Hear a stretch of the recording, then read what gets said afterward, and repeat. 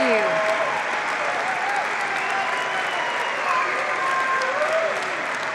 Thank you. Thank you so much. You guys are amazing. Thank you so much.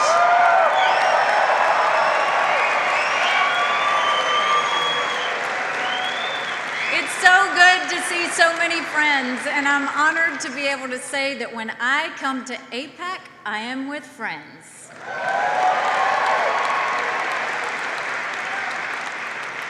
You know, at the United Nations, we sometimes don't have many friends. I remember last year when we had the vote about America's principled opposition to the Castro dictatorship in Cuba. The vote went against us, 191 to 2. The only two no votes, you guessed it, were the United States and Israel.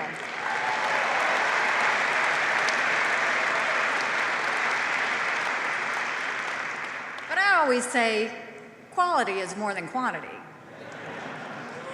Shortly after the 2016 election, President-elect Trump called me to talk about serving in his administration. We had a meeting at Trump Tower, and we had some good discussions about a variety of issues. Long story short, his team called me a couple of days later and said he'd like me to serve as ambassador to the United Nations.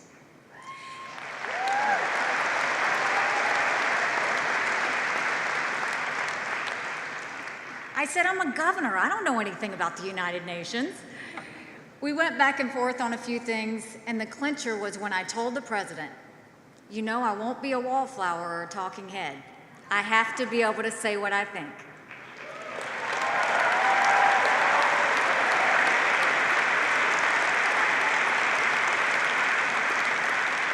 Without any hesitation, President Trump said, Nikki, that's exactly why I want you to do this.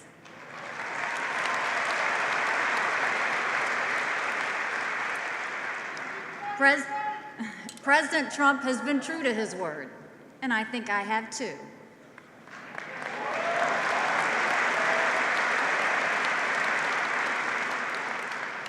Some of you might have seen that the top Palestinian negotiator, Saeb Erekat, recently had some advice for me.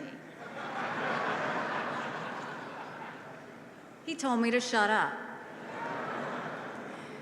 Mr. Erekat, I will always be respectful, but I will never shut up.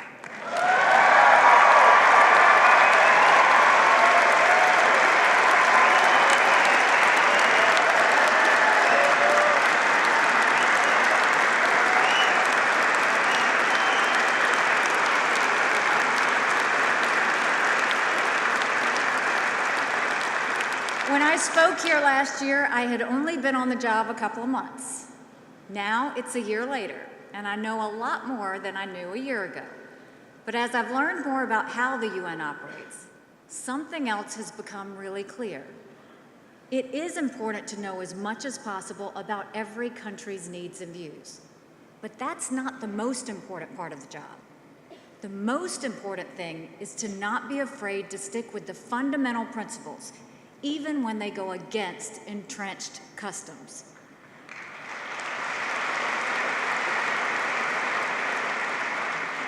Some of those outdated customs have gone unquestioned for years. Long before I got to the UN, I knew a few things that have served me well in this last year. One of those principles is that standing up for your friends is critical.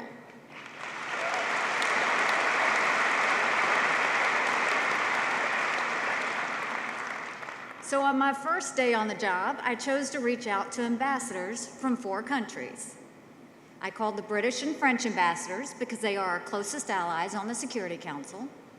I called the ambassador from Ukraine because I wanted to reassure him that America would not waver in standing up for Ukraine against Russian aggression.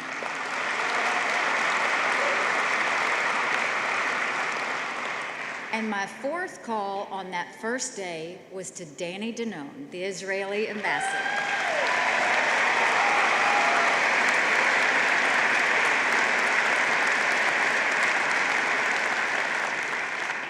Just about a month before I arrived, the United States allowed Resolution 2334 to pass. It was a shameful day for America.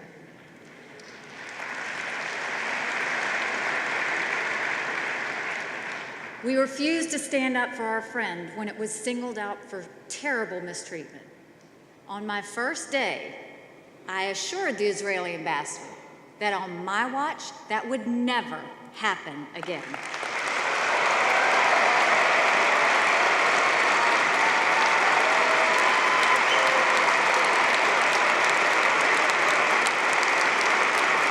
And I'm proud to say it has not happened again.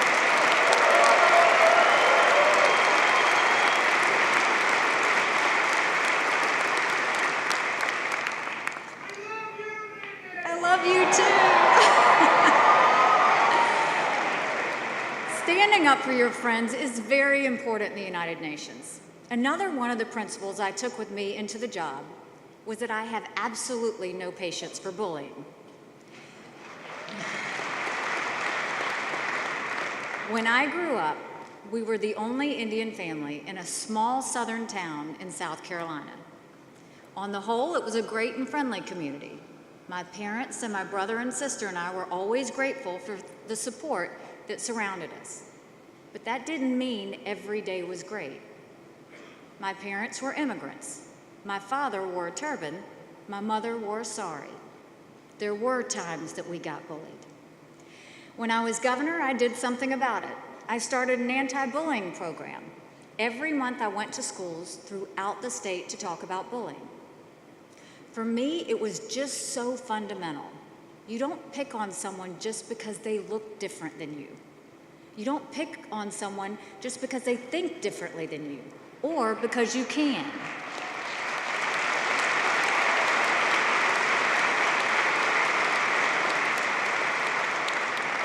This idea has always been with me since I was a child, but I didn't think it'd come to play in the United Nations.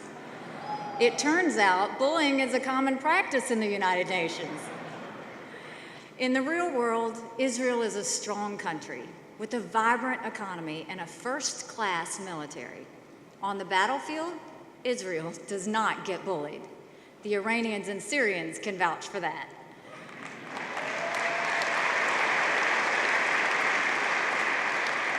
But the UN is a different story. At the UN and throughout the UN agencies, Israel does get bullied. It gets bullied because the countries that don't like Israel are used to being able to get away with it.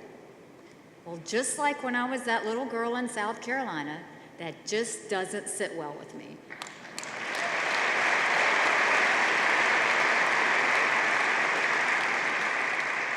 As many of you know, one of the UN agencies with the worst track record of Israel bias is UNESCO. Among many other ridiculous things, UNESCO has the outrageous distinction of attempting to change ancient history. UNESCO recently declared one of Judaism's holiest sites, the Tomb of the Patriarchs, as a Palestinian heritage site in need of protection from Israel. That was enough. 10 months into this administration, the United States withdrew from UNESCO.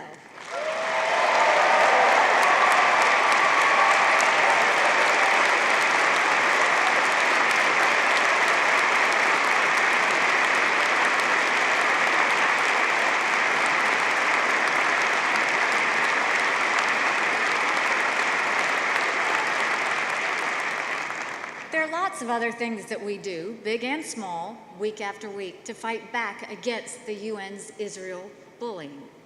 Every month at the Security Council, we have a session devoted to the Middle East. And every month, this session becomes an Israel bashing session. This has gone on month after month for decades. This was news to me when I arrived. It was actually shocking. I came out of the first session and publicly said, if we want to talk about security in the Middle East, we should talk about Iran, or Syria, or Hezbollah, Hamas, ISIS, the famine in Yemen. There are probably 10 major problems facing the Middle East, and Israel doesn't have anything to do with any of them.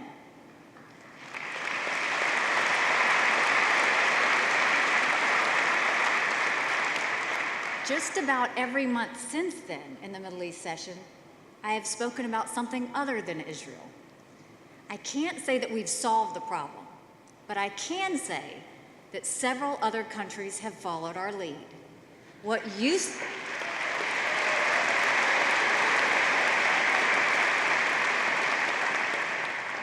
to be a monthly Israel bashing session now at least has more balance. But we're never going to put up with bullying.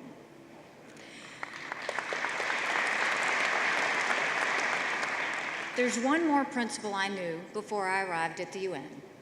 Like most Americans, I knew what the capital of Israel was.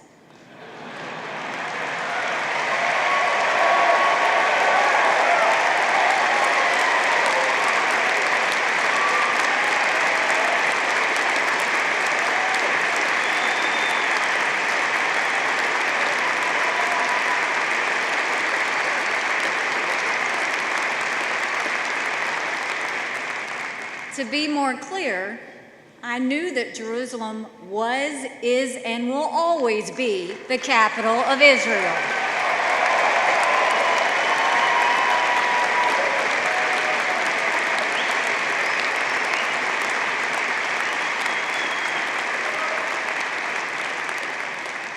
This is not something that was, I love you too.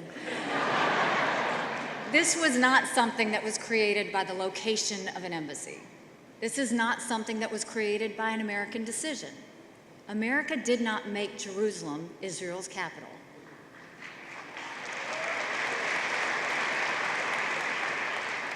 What President Trump did, to his great credit, was recognize a reality that American presidents had denied for too long.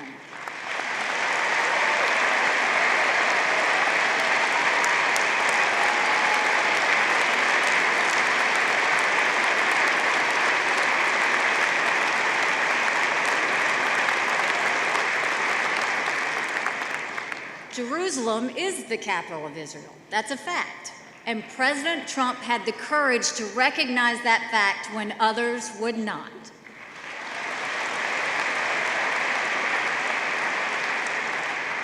Sometime in the future, the day will come when the whole world recognizes that fact.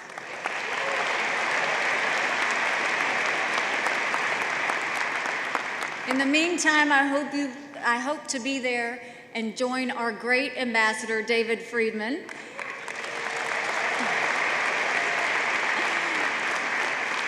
on the day when we open our brand new American embassy in Jerusalem.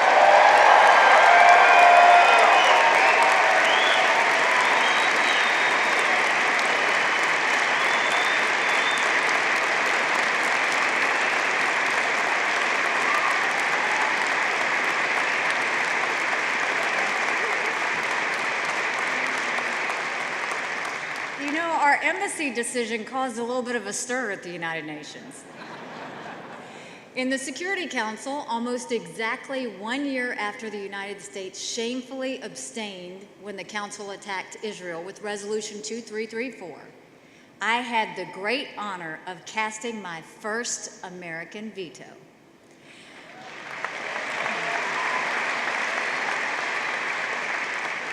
When I was governor, I used my veto power dozens of times. At the UN, I never got to do it until the Jerusalem vote. I gotta say, it felt pretty good.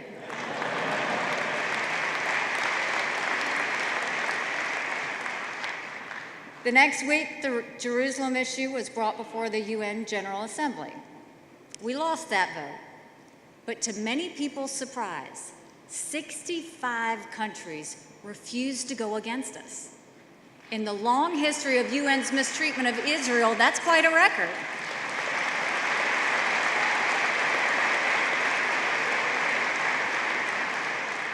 And we're not forgetting that vote.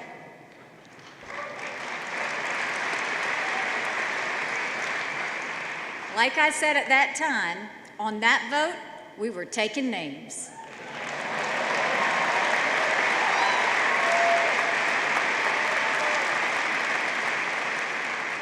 Last week, I took a trip to Guatemala and Honduras.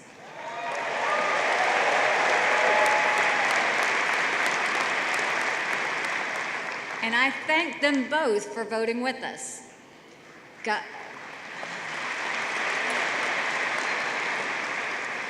God bless Guatemala. They even joined us in moving their embassy to Jerusalem.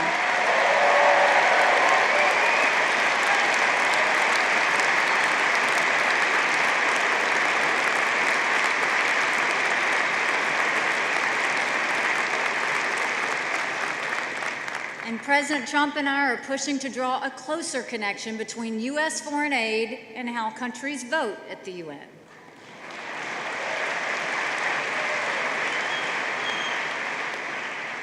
UN votes should never be the only factor in our foreign aid decisions. We have many interests that go beyond the UN, but they should be one of the factors, and we are determined to start making that connection.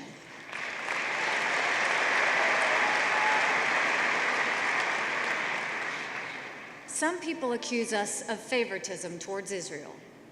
First of all, there's nothing wrong with showing favoritism toward an ally.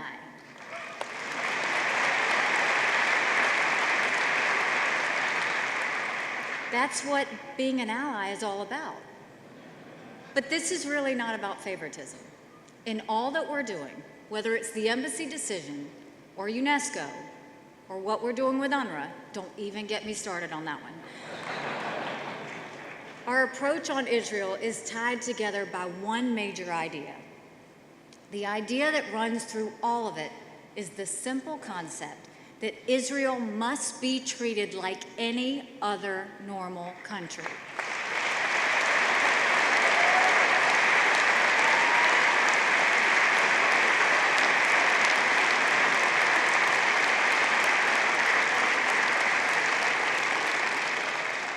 We will continue to demand that Israel not be treated like some sort of temporary provisional entity. It cannot be the case that only one country in the world doesn't get to choose its capital city. It cannot be the case that the UN Human Rights Council has a standing agenda item for only one country. It cannot be the case that only one set of refugees throughout the world is counted in a way that causes the number to grow forever.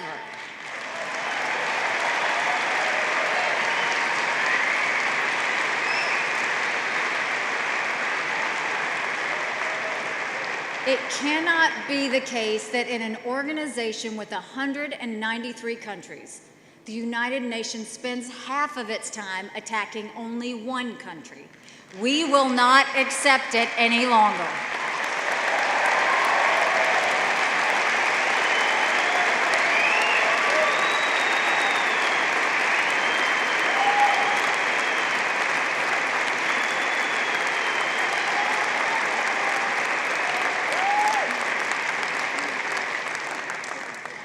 And you know what?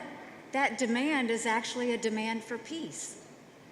The UN's bias against Israel has long undermined peace by encouraging an illusion that Israel will just simply go away. Israel's not going away.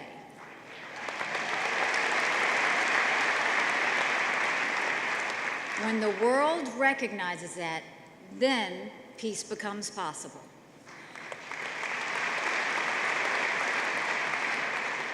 It becomes possible because all sides will be dealing with realities, not fantasies.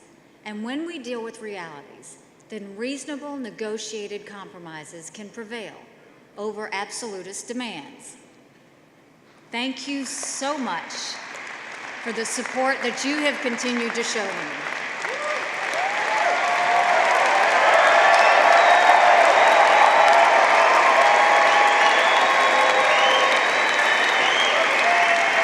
There is nothing better than Americans who use the power of their voices for good causes. That's what AIPAC's all about.